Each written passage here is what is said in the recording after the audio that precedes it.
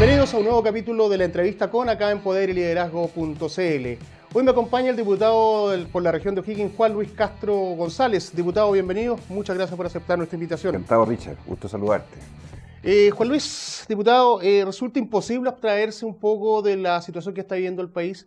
¿Cuál es la opinión que tiene usted? Si ya se ha comentado mucho, pero siempre es importante conocer la opinión del diputado de la región de O'Higgins. Llevamos casi 90 días. Esta es una crisis que no ha terminado. No hay un desenlace todavía cierto.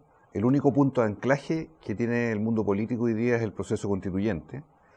Pero en lo que se llama agenda social todavía no hay nada concreto que a la gente le dé respuesta. Por tanto, creo que lo más probable es que haya un rebrote en marzo, que esto podría ser incontrolable, y que si no alineamos de verdad un programa de trabajo, que no sea el mismo de Piñera cuando fue elegido, porque yo no busco que Piñera sea desalojado, no me interesa derrotarlo por la vía de la fuerza o de la renuncia, sino que me interesa electoralmente hacer un cambio en la próxima elección en 2 años más para Chile. Pero ahora lo que importa no es que Piñera se transforme en un hombre de izquierda, porque no lo es. Lo que importa a la gente es que haya oídos suficientes para haber captado todo lo que ocurrió y a lo menos en 2 temas, que son pensiones y salud, seamos capaces en Chile de hacer buenas reformas en el corto plazo que le den señales a la ciudadanía de que el eje social cambió definitivamente en Chile. Diputado, y en ese sentido, respecto de la retrospectiva del tiempo, ¿existe alguna crítica de parte de su sector? Mi sector ha estado muy por debajo de todo lo que se imaginaba o esperaba la ciudadanía. Hoy día la oposición está muy fragmentada, hay 4 oposiciones, hay 3 izquierdas distintas. Está la democracia cristiana como un núcleo de centro, más bien con un camino propio, de pronto se acerca más al gobierno, o se acercaba ahora más a nosotros. La izquierda tiene un núcleo en torno al PS, el PPD, el Partido Radical, más socialdemócrata, está la izquierda comunista y está la izquierda del Frente Amplio. No hay una coalición de oposición. Entonces, no quiero decir con esto que Chile Vamos esté bullante. Chile Vamos está tensionado sobre todo por el apruebo o el rechazo en el plebiscito. Pero nosotros aún estamos en una etapa muy precaria, muy incipiente. O sea, si yo me tengo que hacer una autocrítica, yo creo que a la misma altura del gobierno primero de Piñera, nosotros teníamos más sentido de ir a una coalición, que finalmente fue lo que se llamó la nueva mayoría, de la que hoy estamos a igual altura del anterior gobierno de Piñera, donde claramente estamos aún desorientados y sin conexión con la ciudadanía, porque aquí, perdóname, aquí ni el Frente Amplio, ni el Partido Comunista, ni menos los socialistas o el PPD o la ADC, puede decir que ha capitalizado algo del estallido social, pues. Aquí habrán algunos que dirán, no, nosotros llevamos las banderas. Falso. La ciudadanía tiene distancia con el mundo político, hasta el mundo más de izquierda. Y si no, preguntémosle a Boric, ¿cómo le pasó lo que le pasó? Y esto habla de que la crisis es más profunda solo de la representación de decir, este partido ganó, ellos se perfilaron, ellos quedaron en mejor posición que otros. Por lo tanto, el fenómeno es mucho más complejo. Y en esa lógica, diputado, posee hoy día el Congreso actual, los diputados, los senadores, esa legitimidad que la ciudadanía demanda, en términos que son 30 años desde el retorno a la democracia, entendiendo que las demandas que hoy día están sobre la mesa y que nos tienen este proceso han estado vigentes permanentemente. ¿A su juicio está esa legitimidad? La principal responsabilidad de la crisis que vivimos es, a mi juicio, por 2 motivos. Una crisis de representación, es decir, hoy día la ciudadanía no mira al mundo político como sus intermediadores hacia el poder. Mira al mundo político con desconfianza y sin depositar en ellos representación, porque la gente busca por sí misma representarse. Y por otro lado, les ha restado legitimidad porque ya no por la crisis, ya de antes venía un proceso de descrédito sistemático del Congreso, de los partidos políticos, por no ser capaces de canalizar exactamente el sonido ciudadano de por dónde tenían que ir los cambios. Entonces, yo tampoco podría llegar a decir, mire, hagamos una nueva democracia, un proceso constituyente sin partido, hagamos una sociedad con plena democracia sin actores políticos. Es como si yo dijera, hagamos un sistema de salud nuevo sin médicos. A ver, no cuadra. Exacto. Pero esta doble crisis de representación y de legitimidad que cae sobre nosotros, no hemos sido capaces todavía de asimilarla como tal para entender que en vez de la cuenta pequeña de que un partido quiera sacar ventaja sobre otro, hoy día claramente, a lo menos en el Congreso, tenemos una dificultad de hacer un diagnóstico de lo que nos pasa y de poder volver a reencontrarnos desde otra lógica, porque antiguamente los políticos nos dedicábamos a convencer a la gente de nuestra idea.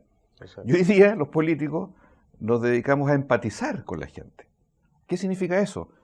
Que en el Congreso hay políticos que miran la gradería antes de votar, o otros miran el Twitter. ¿Y eso por qué ocurre? Porque finalmente, al no haber ni intermediación, ni haber legitimación suficiente, la única forma de conectarse hoy día de un político con la gente es decir, cómo yo hago un discurso que sea lo que ellos esperan que yo diga, cómo yo me solidarizo, entre comillas, con esa crítica, con ese tema que ellos están planteando. No soy yo capaz de tener, por eso estamos aquí en Poder y Liderazgo, de tener liderazgo. Hoy día los políticos, y por eso uno ve un panorama muy en la llanura, sin liderazgos claros, ni en la derecha ni en la izquierda, porque precisamente no hay incentivos para potenciar esos liderazgos que conduzcan también, porque la gente siempre pide liderazgo. Esto no es no son solo colectivos. Los colectivos están presentes, pero los movimientos y los cambios sociales necesitan liderazgo. Y eso se ve finalmente a las horas de las elecciones. Me quedo con ese punto respecto de la representatividad. Aquí al final del día el diputado, desde su experiencia, este día 3 periodos en el Congreso, ¿a quién responde? ¿Al elector? ¿A su partido? ¿A sus convicciones? ¿Un parlamentario? Un parlamentario. Siempre hay una mezcla de estas tres dimensiones, pero yo creo que finalmente, por lo que acabamos de decir, los electores están marcando mucho las conductas parlamentarias, a diferencia de la década de los 90. Exacto. Las órdenes de partido eran normales, uno decía van todos para allá, no había disidencia interna. En cambio, tú ves hoy día mucha fragmentación en los mismos partidos, ya no se silencian las diferencias en los partidos. Exacto. Miremos la UDI, que era un partido muy monolítico, ahí tiene sus diferencias al interior, miremos Renovación Nacional, miremos toda la fauna del mundo de izquierda, que cada vez ha tenido expresiones cada vez más individuales, más propias. Entonces, construir mayoría, a eso voy, en Chile no es un proceso fácil. En Chile, si a mí me dicen, ¿Chile es de izquierda? No. ¿Es de derecha? No, es difícil. El electorado hoy día es móvil. Hoy día las fidelidades que antiguamente uno en su puerta a puerta con sus electores dice, no, yo soy izquierda. Hoy día es relativo. Puede estar contigo, puede estar con del lado. No es algo tan claro. ¿Y de qué forma nosotros mejoramos al actor político? ¿Cómo buscamos el liderazgo? Ya se está haciendo, hay mucho escrutinio. Nosotros hoy día estamos muy en la mira, en eso, las redes sociales. El Internet cambió, yo diría, la forma de relacionarnos. Sin Internet, me remonto 15 años atrás, 20 años atrás, las cosas que pasaban en el Congreso eran los del Congreso. La forma en que hacían las leyes era del Congreso. Los políticos salíamos a contar las buenas nuevas, decir, miren, hemos logrado esto, nuestras peleas se guardaban, ¿no es cierto? Estaban adentro, los arreglos de poder se hacían ahí mismo. Calleuque, como se dice en buen chileno, la gente por abajo, los sueldos, la corrupción, todo eso era por abajo. Llegó el Internet y el Internet empezó a visibilizarlo todo. Entonces, hoy día el escrutinio sobre el político sigue siendo fundamental, y lo hace la gente. 2, la exigencia de decir, bueno, cómo el mundo político logra tomar los intereses ciudadanos más gruesos, más colectivos, y los transforma en proyectos de cambio. Es una tarea de la política. Nadie lo va a hacer si no es la política. Y 3, de qué manera las múltiples expresiones hoy día de desigualdades, diría yo, como es el fenómeno en Chile, son capaces de ser oídos e instalados en procesos graduales de transformación. Hay gente que pensaba que Piñera el 15 de noviembre caía. Exacto. Y nos acusó a algunos y nos decía, ustedes se adelantaron, fueron a firmar un pacto constituyente, hicieron un itinerario, si faltaban 10 días más, y caía Piñera. Entonces cuando uno dice, esos análisis que parece que fueran más de la época prerevolucionaria o algo así, que son legítimos, no los descalifico, pero ¿hasta dónde en Chile podemos reencontrarnos en la democracia, en un escenario de tolerancia, en un escenario de democracia, sin que coloquemos en riesgo la democracia? Para mí es tanto más riesgoso que hubieran salido nuevamente a un estado de sitio los militares el 15 de noviembre y no hubiera habido pacto constitucional, como que ahora algunos están diciendo es que no hay, de los que firmaron, no hay condiciones. Entonces estamos en un problema porque ¿quién garantiza que van a haber elecciones limpias, transparentes, sin represión en las calles o sin manifestantes que impidan llegar a votar? Y yo les digo a ellos, ¿es que no hay condiciones o es que a ustedes les gustaría que no hubiera condiciones? Porque mi sensación es que hoy día una parte de la derecha que firmó el acuerdo quiere tirar el mantel y quiere decir, mire, como es inminente que va a haber nueva constitución, nos guste o no nos guste, como es inminente que tuvimos que entregar la del 80, la UDI, le tuvo que entregar, como aquí nadie sabe el desenlace que va a tener eso en un año más después de la elección de los constituyentes, mejor, ¿sabe qué más? No nos compliquemos tanto y el clima de violencia, sostengámoslo porque es un argumento para decir, no se podía. ¿Cómo íbamos a llamar a las urnas si no se podía?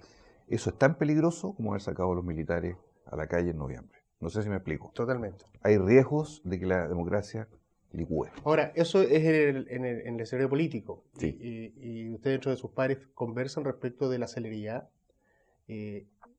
Estamos a un tris, o sea, o se mantiene, hay una manifestación agota hoy día, pero sabemos que esto puede explotar de nuevo. O sea, hay un factor que yo diría es común en todo. Lo único que nos une es el pacto constituyente. Por ahora. Es decir, si vamos a hablar, en el caso nuestro, a Chile Vamos o al gobierno, el gobierno trata de sostenerse con un presidente que cuesta, caramba, que cuesta que logre empatizar con el sentido de crisis que él mismo vive. Yo creo que esto es de los peores momentos que ha vivido un gobierno, con ese 10 a 13% de aprobación, un gabinete frágil políticamente, porque hoy día llega directo a Piñera, no está esta intermediación de Chadwick o de otros que tenían. Los ministros fuertes, hoy día todo llega a Piñera porque el gabinete se ve débil como tal, y el equipo político. Chile Vamos está fisurado, está atravesado por una contradicción que al final, mire la historia, sigue siendo la contradicción del sí y el no de Pinochet. Fíjate, uno dice, ¿pero cómo?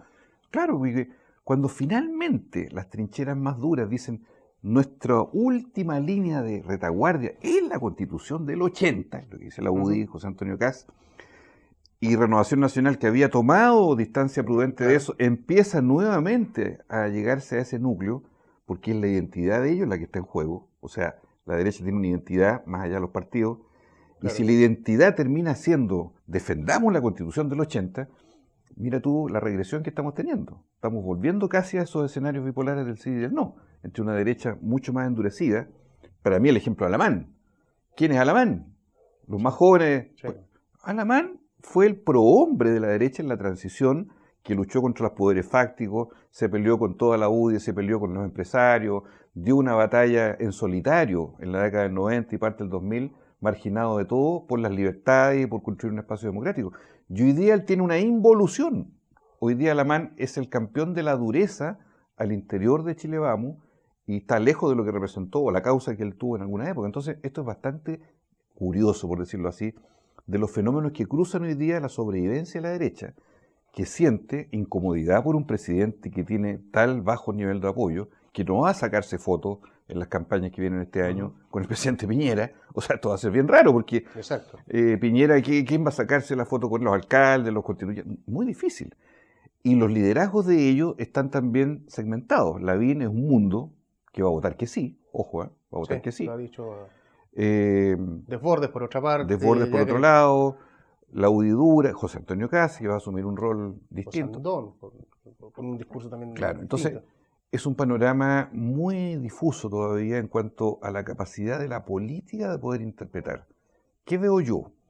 La gente de derecha más tradicional, que yo me topo en Rancagua, en fin, uno le dice, mire, usted lo respeto, señor, usted tiene su idea, es consecuente, ya. Yo lo que quiero es orden, porque y ahí uno descubre un pilar importante en el mundo de derecha que dice, yo más que estallido, no me hablen, si Chile siempre ha sido desigual, si la cosa que ahora descubrieron que existen abusos, ahora, denme orden. Ese es un concepto muy fuerte en el mundo de derecha. No quiero más desmanes, no quiero que mi local me lo saquen, quiero poder llegar a mi trabajo, no quiero que me apedreen a los niños, no quiero PSU boicotear. son discursos duros, que tienen un sentido desde esa lógica, obviamente. Exacto. Normalidad. Y por otro lado está el discurso más, yo diría, de los principios de esto, de los orígenes de eso, que es solo estamos disponibles a ir a un escenario democrático si hay agenda de cambios profundos. Y yo lo comparto, pero yo digo al renglón seguido, el señor Piñera, que no pretendemos derrocarlo por las armas ni por otra vía, no es un señor de izquierda. Sorry. Este caballero no le vamos a transformar el cerebro para que ahora se vuelva izquierdista. Lo que tenemos que hacer es instalar un segundo tiempo de Piñera que sea capaz de tomar efectivamente lo central de las reformas que están de por medio y logre terminar su En gobierno. esa línea, la agenda social que anunció el gobierno, que está implementando una serie de proyectos, ¿cuánto aportan a esto? Mire, Y tomando lo que usted dice, o sea, no es un gobierno, o sea, este es un gobierno que renunció a su programa hace rato, sí. estamos claros, pero está tomando ciertos atisbos. ¿Cuánto aportan? ¿Sirven, no sirven? A ver, en materia de salud, que es un tema que yo estoy cerca todos los días, veo cierta esperanza. Veo por qué. Por ejemplo, no podíamos hablar hace 6 meses de fijarle precio a los remedios en Chile. Era como un tabú, lo discutimos 1000 veces. Exacto. Y también en la concertación, para atrás. Sí. No, el libre mercado, que compitan las nacionales, las internacionales. ¿Cómo se le ocurre que vamos a estar fijando?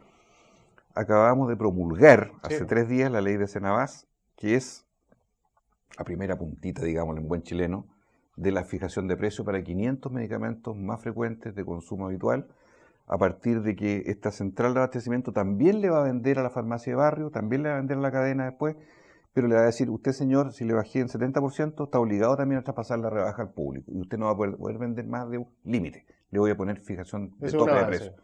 Eso era un dogma intocable. Está. Modesto sí, pero está. Pero impacta en una cantidad importante de chilenos. 2. Se acaba de anunciar hace una semana atrás una reforma FONASA, una reforma de la salud, que es un punto de partida, no es el punto de llegada.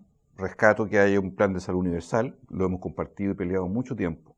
O sea, que en vez de que tú tengas plata y compras tu plan, y si tú tienes más plata, más planes para arriba, más hotelería, mejor médico, qué sé yo, y el que no tiene nada tiene que ir a la lista de espera del hospital. Si tenemos una canasta de prestaciones lo más amplia posible, gordita, robusta, y esa se la damos garantizada a todos los chilenos, y el Estado saca plata para pagar el 80% de las 70 lucas que va a costar ese plan todos los meses, yo digo, estamos en un punto interesante, porque estamos por fin terminando esta odiosa discriminación entre un mundo público de 80%, un privado de un 15%, y son mundos que no conversan, que al revés están cruzados por intereses.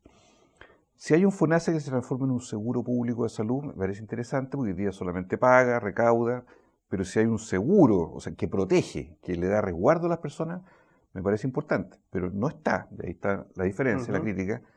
¿Cómo hacemos que el punto de entrada de la gente, que son los hospitales, los consultorios, porque la gente no va a FONASA a venderse, la gente va a FONASA a sacar un bono, o a reembolsar, pero en los hospitales y los consultorios tenemos un drama horrible. Tenemos un hospital, como cualquiera, el de acá, cualquiera, que a las 2 de la tarde ya casi guatea, deja de funcionar, ya los pabellones se acabaron, por lo tanto tenemos una infraestructura ociosa toda la tarde y una lista de espera creciente.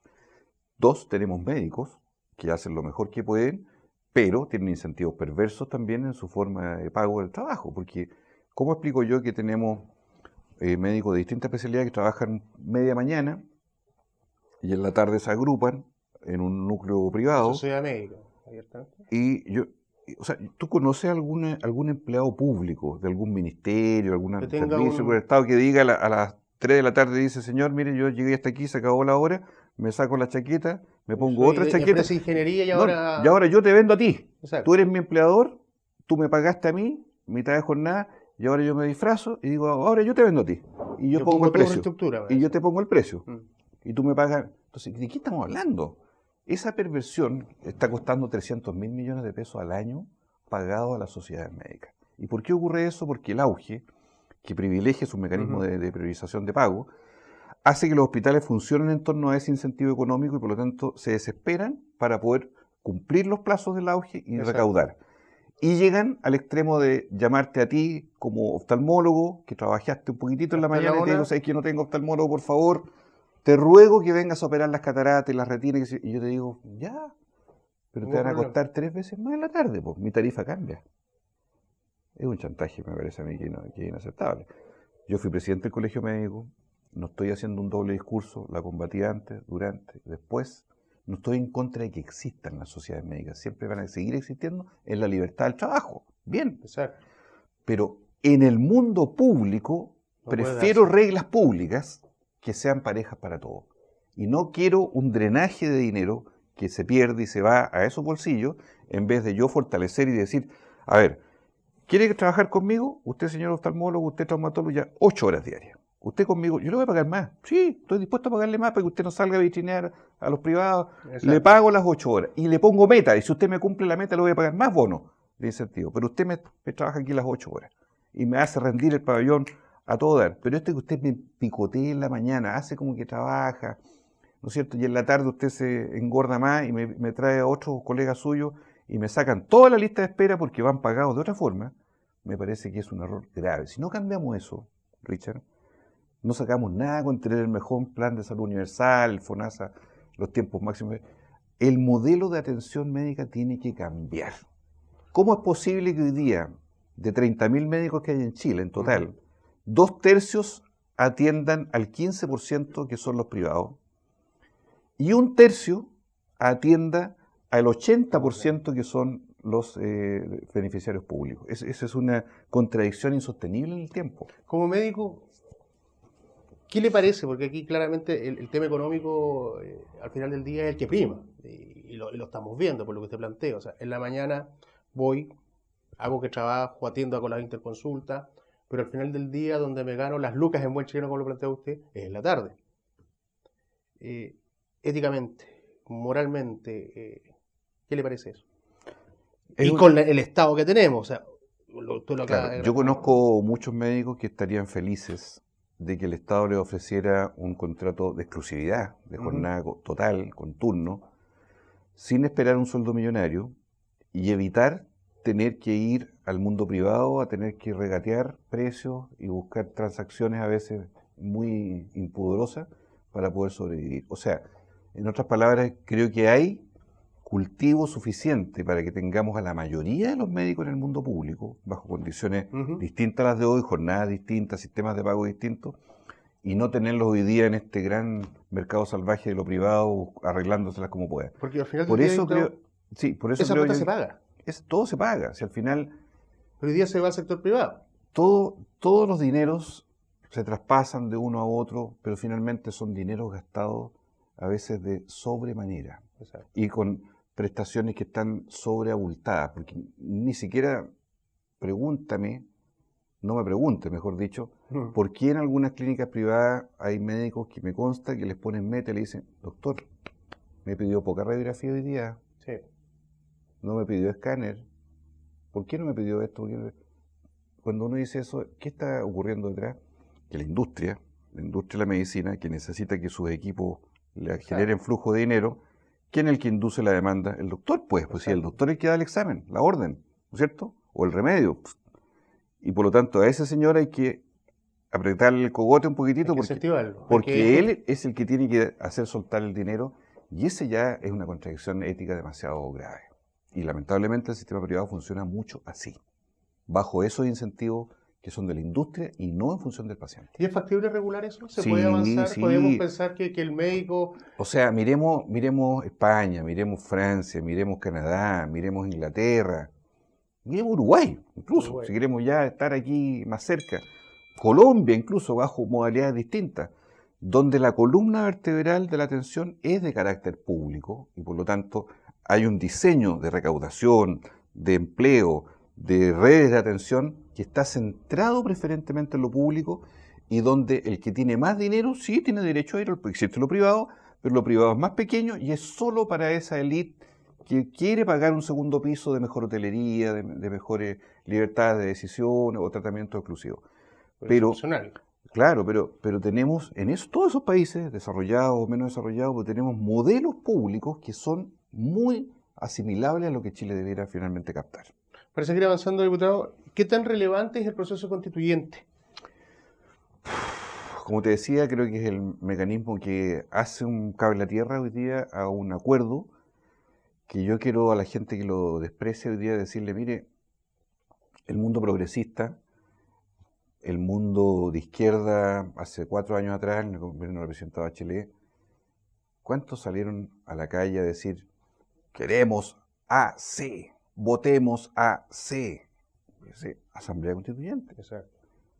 Esto que es de ahora, como que ahora parecía... No, esto ya venía, había un proceso. ¿Por qué? Porque la mayoría de la gente se fue dando cuenta que si la carta fundamental, el rayado de cancha, el trato social básico entre nosotros, no dice, mire, el agua debe ser un bien nacional de uso público, ni dice, pero además, no, porque hoy día hay señores, hay políticos de aquí y de allá, hay conglomerados que tienen la propiedad del agua, por dar un botón de muestra. Y resulta que estamos en sequía, y ahora sí que se nota de quién es la propiedad del agua, po. Aquí sí que se ve de quién es. Sí. Entonces, si decimos la salud, que estamos hablando de ello, es un derecho garantizado, que hoy día no lo es, significa en la práctica que yo estoy colocando esas reglas del juego para el país, que nunca se han dado, porque esta es una constitución que viene de los parches, primero de la del 25, después se giró entera en dictadura y se hizo entre 4 paredes el 80, después hubo una serie de enmiendas parciales, pero la estructura central viene de la dictadura de Pinochet. Es muy importante el proceso constituyente, no podemos bajar la guardia frente a él, tenemos que apostar al éxito no solo del orden público, sino el éxito participativo. Yo quisiera que votaran mucho más de 8 millones, pues. En las últimas elecciones presidenciales votaron 8 millones, nos sentimos tranquilos, votó el 55% de los inscritos, qué sé yo. Debieran votar voluntariamente, porque en la primera vuelta de abril va a ser voluntaria, 10 millones. O sea, debiera notarse que hay ánimo de decir, sí señor, queremos ir a un nuevo cambio constitucional. Y a la par, como la gente nos pide que ya el ejercicio del voluntariado en las elecciones ya está relativizado, estamos tramitando, de hecho se va a votar el martes que viene el proyecto en la Cámara de Diputados y vamos a ir a voto obligatorio, seguramente desde la municipal y de la constituyente de octubre. Y entendiendo la municipal, ya esto para ir finalizando, diputado, ¿qué tan importantes son las municipales que se nos vienen, gobernadores regionales, y cuáles son sus candidatos? Mira, la importancia que tienen siguen siendo capitales, pero en un cuadro, yo diría, de desafección. Va a costar más. Totalmente. Va a costar más. Ya no es la cosa de antes, que ya cabrito llegó la hora de la elección, vengan los concejales, vengan los candidatos a alcalde y la gente ya, bueno, ya estamos en época de campaña. ¿Por qué? Porque el escenario, como va en paralelo a la constituyente, va a estar en buena hora más politizado. Es decir, va a haber un señor candidato a alcalde que va a tener que ir con un señor que lo va a apoyar él, que va a decir, este es mi candidato constituyente. La gente dice, ¿cómo? ¿Y quién es él? No, él es un abogado, qué sé yo, que es el que nos va a... Ya. ¿Y qué piensa él? Ya que estamos, ¿qué va a decir él? ¿Qué va a decir él en la Constitución? ¿Y usted, alcalde, qué va a decir de eso?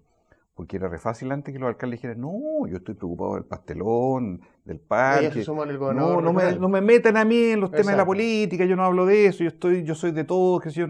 No, ahora obliga también a darle un carácter más político a la elección. Y eso es positivo, pero va a haber una escasez de candidatos. Yo creo que no va a ser fácil el proceso. Ya. De hecho, no hay ambiente de campaña, estamos en enero, todavía los motores todavía están un poquito acá. No tengo yo una carta bajo la manga, aunque tengo nombres, pero todavía es prematuro que yo lance nombres, porque yo me dirían después, tú quemaste los nombres con el señor Andrade. Exacto. En Poder y Liderazgo los tiraste a un incinerador porque dijiste, este es mi candidato para esta comuna, para esta otra. Te puedo decir que la cosa no es sencilla para ningún político hoy día. Mi forma, por lo menos, yo intento estar más sintonizado en esto, pero creo que el momento del inicio de la campaña, si tú me haces esta pregunta en abril o después del 26 de abril, yo estoy en condiciones de responderte la última parte de tu pregunta. ¿Por qué? Porque creo que el tiempo político post-26 de abril, cuando el país, ojalá con éxito, diga, vamos a la constituyente, y en esos 6 meses, entre abril y octubre, ese es el mes estrictamente de la campaña donde vamos todos a mostrar las cartas. Y me parece razonable. Diputado, y con ese compromiso, que el 26 de abril, 27 de abril nos juntemos nuevamente acá en Poder y Liderazgo a conversar con nuestros lectores de este devenir político, de este devenir social, lo dejo invitado para esa fecha. A nuestros lectores a revisar esta entrevista y el resto de nuestras entrevistas como en nuestras redes sociales. Muchas gracias y nos vemos en otra ocasión. Un gran abrazo y sigan adelante en Poder y Liderazgo, que le ha ido muy bien y hay que seguir adelante, sobre todo en estos tiempos.